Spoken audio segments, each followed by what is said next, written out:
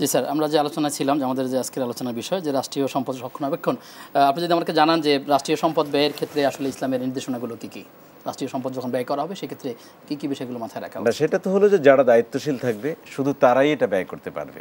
ধরুন অর্থ বিভাগেই যত রাষ্ট্রীয় সম্পদ আছে সেটার তো ব্যবহার করা অর্থ বিভাগের যারা দায়িত্বপ্রাপ্ত তারাই এগুলো ব্যবহার করবে। ঠিক এমনিভাবে অন্যান্য যেসব প্রতিষ্ঠান আছে যেখানে হালাল পন্থায় হবে, সিস্টেম মাফিক হবে, সেখানে খরচ করা যাবে। আপনি ধরেন না, একটা ত্রাণ তহবিল আছে আমাদের। জি, যদি আমাদের কোনো এলাকায় দুর্গতি দেখা দেয়, বন্যা দেখা যায়, প্লাবন দেখা যায়, টর্নেডো দেখা দেয়, সেখান থেকে খরচ করবে বৈধ। অন্য সময় এটা ব্যবহার করা যায় হবে না তো। কিন্তু আমাদের দেশের দুঃখজনক হলেও দত্ত আমরা পেপারে দেখেছি যে বিচারপতি ত্রাণ তহবিল থেকে টাকা নিয়েছে, একজন বিচারপতি আমরা দেখেছি, দুঃখজনক। শুধু বিচারপতি নয়, এরকম যারা দুষ্ট তারা বিভিন্ন জায়গাতেই আছে। অবশ্যই অবশ্যই। তো এটা একটা চিত্র আর কি। আমাদের অধিকাংশ লোক তো ভালোই, নাহলে তো একটা দেশ টিকতে পারে না। এই জন্যে প্রত্যেকটা সেক্টরেই যখন যথাযথ খরচের বিষয় আসবে তখন খরচ করবে। অবৈধ পথে করা যাবে না, সোজা কথা। তাআওয়ানু আলাল বিররি ওয়াত তাকওয়া ওয়ালা তাআওয়ানু আলাল ইসমি ওয়াল উদওয়ান। তোমরা ন্যায়ের কাজে, তাকওয়ার কাজে পরস্পর সহযোগিতা করো, অন্যায়ের কাজে, সীমালঙ্ঘনের কাজে সহযোগিতা করো না। এই মূলনীতিকে যদি আমরা ধারণ করতে পারি, আমরা আমরা আমরা আমাদের যদি সিদ্ধান্তে থাকে কল্যাণ যেখানে আছে আমি সেখানে আছি, অকল্যাণ যেখানে আমি সেখানে থাকবো না, এই ধরনের সিদ্ধান্ত নিতে হবে এবং এটার সাথে দিনদারি জড়িত। আল্লাহ তাআলা আমাদেরকে এভাবে সিদ্ধান্ত নেওয়ার তৌফিক দান করেন। রাষ্ট্রীয় সম্পদের রক্ষণাবেক্ষণ, এই বিষয়গুলো কত গুরুত্বপূর্ণ, আমাদের কি করণীয় আছে, আমরা যারা এদেশের নাগরিক, ছাত্র, শিক্ষক, সাধারণ মানুষ, প্রত্যেকের কিছু করণীয় আছে, সেই বিষয়গুলো খুঁটিনাটিগুলো জানবার চেষ্টা করবেন ইনশাআল্লাহ তাআলা। স্যার, যদি আপনি আমাদের শুরুতেই বলেন যে আসলে রাষ্ট্রীয় সম্পদের রক্ষণাবেক্ষণ এটা জানি আমরা একটা আমানত, তো এই কোন পর্যায়ের আমানত যদি আমাদেরকে শুরুতেই কথাটা একটু বলে নেন। আলহামদুলিল্লাহ, খুবই সময় উপযোগী বিষয়। রাষ্ট্র তো আসলে কোনো ব্যক্তির না, সবাই রাষ্ট্র।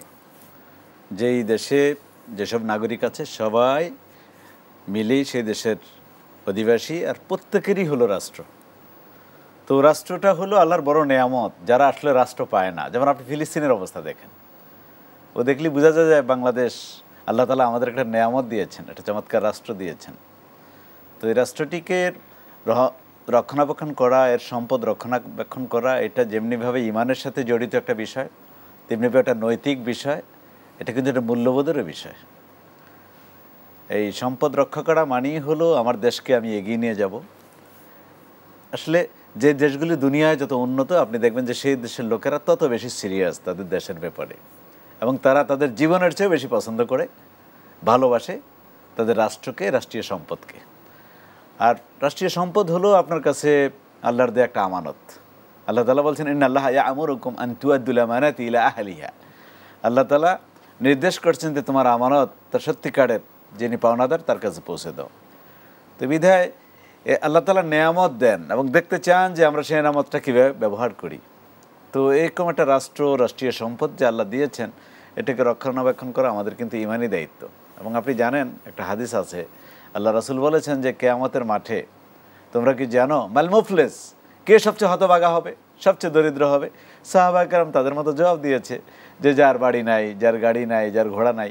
রাসূল বললেন যে না, দেখবা যে কিয়ামতের মাঠে হতভাগা হবে সে ব্যক্তি নামাজ নিয়ে, রোজা নিয়ে, যাকাত নিয়ে হাজির হয়েছে, কিন্তু কাউকে গালি দিয়েছে, সম্পদ নষ্ট করেছে, কারো জমি দখল করেছে, সে হচ্ছে সবচেয়ে হতভাগা। এবং করা হবে কি, যাদের যাদের সম্পদ সে রক্ষণ করেছে তাদেরকে তারগুলি সব দিয়ে দেওয়া হবে সওয়াব। এরপরেও যখন তাকে জাহান্নামে ফেলে দেওয়া যাবে না, তখন অন্যদের পাপগুলি এনে তাকে দিয়ে দেওয়া হবে, তারপর তাকে জাহান্নামে ফেলে দেওয়া হবে। মানে কি হতভাগা দেখেন। তার মানে বোঝা গেল মানুষের অধিকার। এই বাংলাদেশের সম্পদ কিন্তু কোনো এক ব্যক্তির সম্পদ না, কিন্তু বাংলাদেশ দুঃখজনক হলো সত্য, আমাদের মানসিকতা ঢুকে গেছে, তাই না? এটাকে আমরা নিজের সম্পদ মনে করতে চাই। এটা 18 কোটি মানুষের সম্পদ, এটাকে রক্ষণাবেক্ষণ করা সবার ইমানি দায়িত্ব, নাহলে কিন্তু পরকালে আমাদেরকে জাহান্নামে যেতে হবে।